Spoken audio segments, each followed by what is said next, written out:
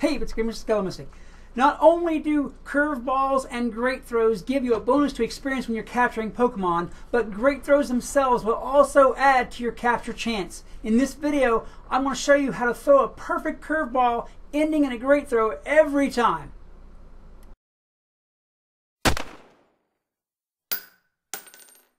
Now, there are opinions on both sides of the fence as to whether or not a curveball actually gives you a capture bonus as well as that small little XP bonus at the end.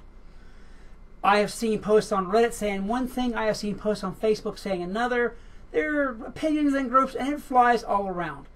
Until I actually see a concrete post from Niantic saying one thing or another, I'm going to say that I have to believe that there is some small little bit of a capture bonus, because it just seems to me like I do better whenever I throw a curveball, and I've gotten to where that's ingrained in me so much that I throw a curveball pretty much every time now, just because it seems like I have a better chance of catching, or I catch more whenever I throw that curveball.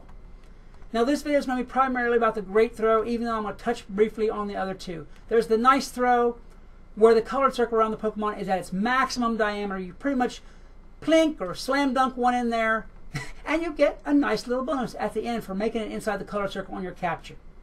There's also the excellent throw, which essentially is winning the lottery. It's a tiny little circle at the end of the throw, or at the end of its diameter, where you're really getting it in there more out of luck and chance than you are any kind of intent. You may be intending to throw it excellently, but you're not going to do it every time. You're just not. I mean, I've thrown thousands and thousands and thousands of captures, and I don't get the excellent throw too much at all myself. So bringing me back to the great throw. The great throw is where the colored circle around the Pokemon is at half of its original diameter or less until it gets down to the excellent range. And the reason I'm focusing on the great throw in this video is it's going to give you the best chance to make, and it's going to give you the best bonus for the chance to make it. It's really the all-around middle ground, run-of-the-mill bonus that you're going to be able to get. There are left-handed players and there are right-handed players. The right-handed player, myself included, I'm primarily a right-handed player. I can play left, but I don't do it quite as well as I do right-handed. The right-handed player will generally spin their Pokeball clockwise in direction and release it to make their capture. The left-handed player will spin their ball counterclockwise, and this is actually really the best way, because it really works out with the mechanics of your hand spinning it in these directions to do that way.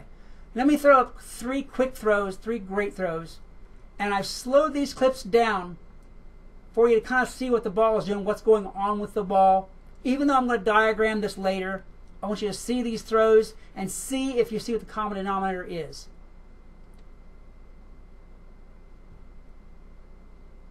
And, okay, there we go. All right, now, I don't know if you noticed what it was I did there, even though I'm going to explain it later. Maybe you did, and that's awesome.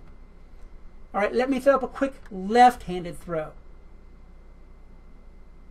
Okay, you can see my counterclockwise spin, and off I go.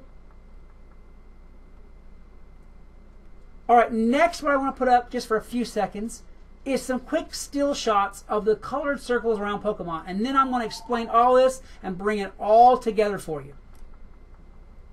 Sorry about that, I got a call. I had to pause the video real quick. Let me go ahead and bring these still shots up now and show you what the common denominator is with all these different Pokemon. And here they are. 1, 2, 3, and 4. The thing that almost all Pokemon have in common so far as the capture circle is, now this doesn't go for all Pokemon, it's just most all Pokemon, is the colored circle has their eyes centered right in the middle. It doesn't matter if they jump, it doesn't matter if they move, any of that. The colored circle will follow them, and their eyes will almost always be in the center. There are a couple of exceptions to this. Clefairy is one of them, and Bellsprout is another that I can think of off the top of my head. The reason those guys are different is their faces aren't normally proportioned. The Clefairy has a really, really small face, and the Bellsprout has a really, really long one. However, their mouths or noses will be in the center of the circle if their eyes aren't. Anyhow, their head, essentially, is in the center of the colored circle, no matter what they do. And this is what you're aiming for whenever you're doing this. Let me bring up, say for instance, this Nidoking. I'm going to show you the flight path, what we're going to have going on here. Now, if you're a right-handed thrower, you're going to position your ball right about where that dot's at. You're going to come around this curve just like this. Bring it up just to about eye level. Give it at the end a very, very tiny hook and let go of the ball. If you are a left-handed player, you're going to be doing the opposite, which I'll show you in a minute here. There's a direct reason we're going to be doing this. All right. For the left-handed players, you're going to be putting your dot just about here. And you're going to be spinning around just like this, pretty much the exact opposite of what the right-handed player does. Curving around and letting go with just a tiny, tiny hook right about eye level of the Pokemon. The reason for this is Pokeballs work pretty much like bullets do whenever you're shooting. Whenever you shoot a bullet out of a gun, especially over a long distance, the bullet rises just a little bit over the course of its path, and then it sinks back down as it flies along to the target. You're releasing your Pokeball right about the eye level of the Pokemon because it's going to rise up in between your throw and hitting the Pokemon. And when it falls, it's pretty much every time going to hit that Pokemon between the eyes. Even if you're jumping, I mean, it doesn't really matter. I'm bringing up right now an example of what you do with a Zubat. Zubat's a little bit further back and you have to do it a little bit differently and let go just a little bit later, raise it up just a little bit more. You're still pretty much aiming for the eyes of the Zubat. All these you'll notice look pretty much like open-ended sixes because you're only going to give it one twirl before you let go. Alright, so you give it one spin either counterclockwise or clockwise depending on which hand you prefer, and you let it go just about eye level with a tiny, tiny hook. And this will pretty much every time, pretty much. I mean, there are times where you'll mistime it when the Pokemon jumps and you don't expect it, and there are times where it'll attack and whatever else. But all things being equal, you will hit a great throw every single time using this particular pattern. All right, let me go ahead and throw up another clip really quick. If you anticipate the Pokemon jumping, I mean, and you'll have that sometimes. You'll have Pokemon that they're dancing a jig, they're waltzing, they're hopscotching, they're jump roping and everything. They're moving all around, attacking, all kinds of things, and you really don't have a moment where they're quiet. And you'll probably have to throw it on a jump to get it. So what you do is they'll make that little twitch right before they jump.